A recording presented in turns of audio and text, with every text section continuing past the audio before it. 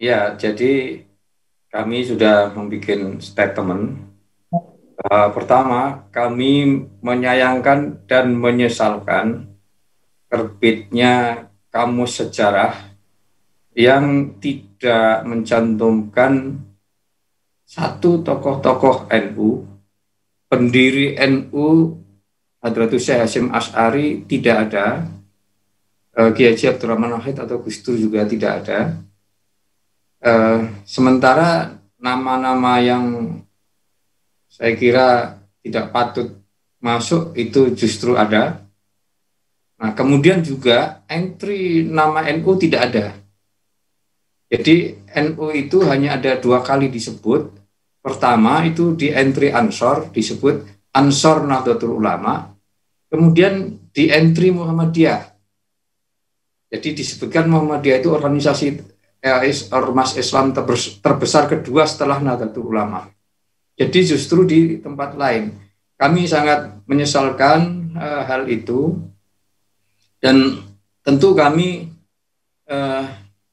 minta kepada yang membuat ini untuk bisa segera ditarik dan direvisi. Nah, penjelasan dari Dirjen Kebudayaan menurut saya justru membuat semakin membingungkan gitu. Karena itu katanya dibuat tahun 2017. Nah, itu sudah diteken oleh Dirjen. Nah, Dirjen mengatakan alfa untuk memasukkan nama Kiai Haji Hasyim Asy'ari itu yang menurut kami membingungkan. Gitu. Tokoh sebesar Hadratus Syekh Kiai Haji Hasyim Asy'ari bisa terlupakan. Nah, ini kalau menurut penilaian saya sih ada upaya sistematis dan terstruktur untuk tidak mencantumkan nama Hadratus Syekh Kiai Haji Hasyim Asy'ari itu. Itu sikap kami. Dan tentu kami minta itu segera direvisi. Menurut kami penyusunan kamus sejarah ini tidak punya standar, tidak punya kriteria. Tokoh-tokoh apa yang yang akan dimasukkan di dalam kamus sejarah itu, sehingga ini yang harusnya masuk tidak masuk, ini yang harusnya tidak masuk masuk gitu loh. Karenanya kalau ini mau direvisi juga harus ada standar yang jelas, kriteria yang jelas, tokoh sejarah seperti apa yang akan dimasukkan di dalam kamus tersebut.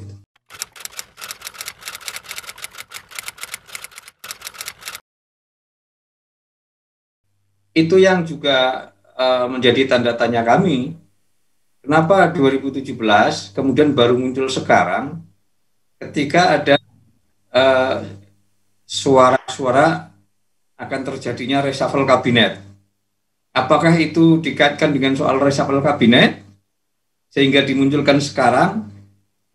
Nah, ini juga menjadi tanda tanya bagi kami.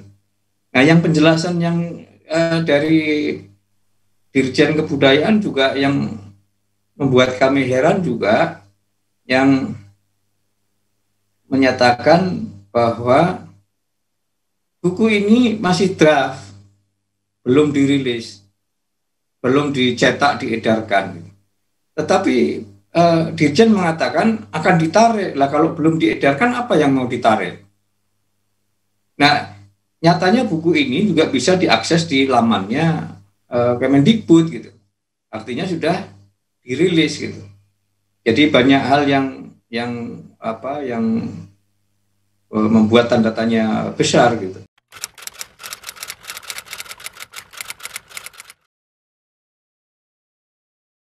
Ya tentu minta maaf ya tentu harus dimaafkan.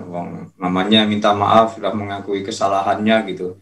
Tetapi yang lebih penting dari minta maaf itu setelah minta maaf itu apa gitu loh.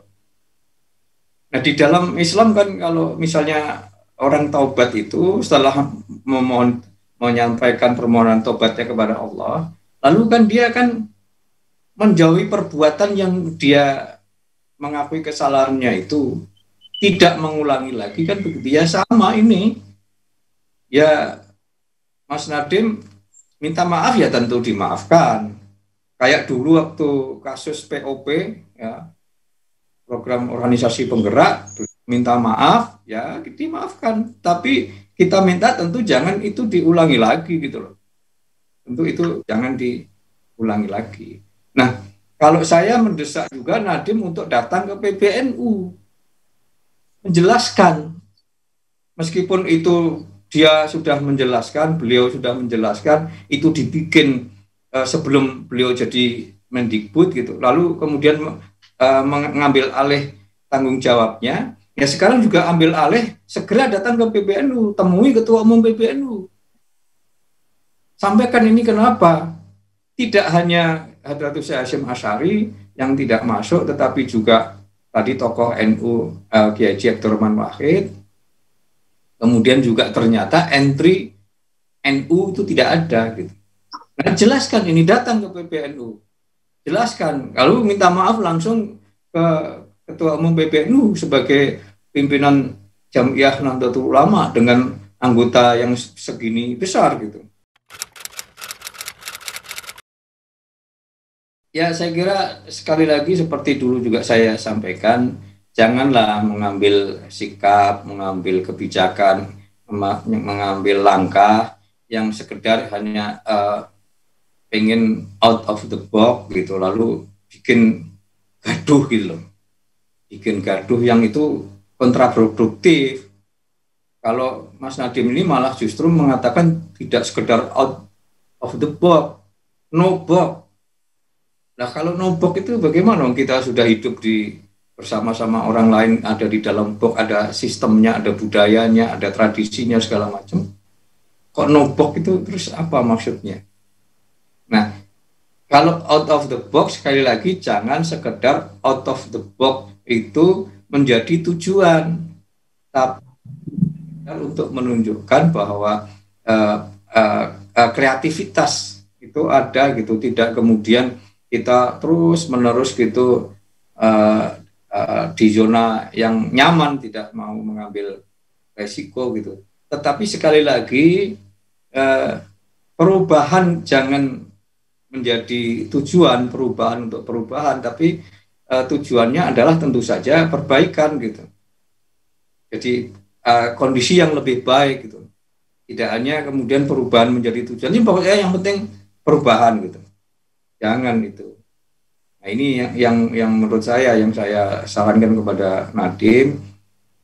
Kami hargai sikap, tindakan, langkah, kebijakan yang out of the box, tapi jangan bikin gaduh.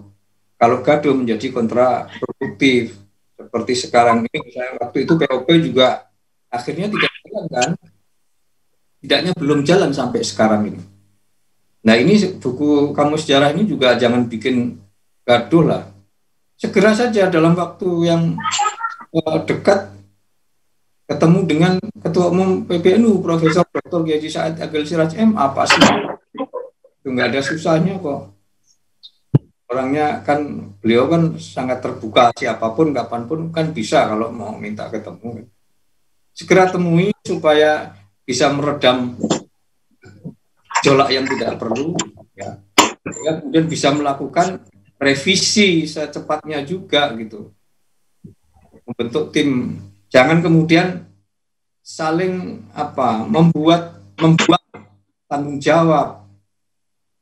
Mas Nadiem mengatakan itu tanggung jawabnya Pak Muhadjir, Menteri Pendidikan sebelumnya, lalu Pak Muhadjir mengatakan itu tanggung jawabnya Dirjen, lalu Dirjen membuang lagi itu tanggung jawabnya penulis.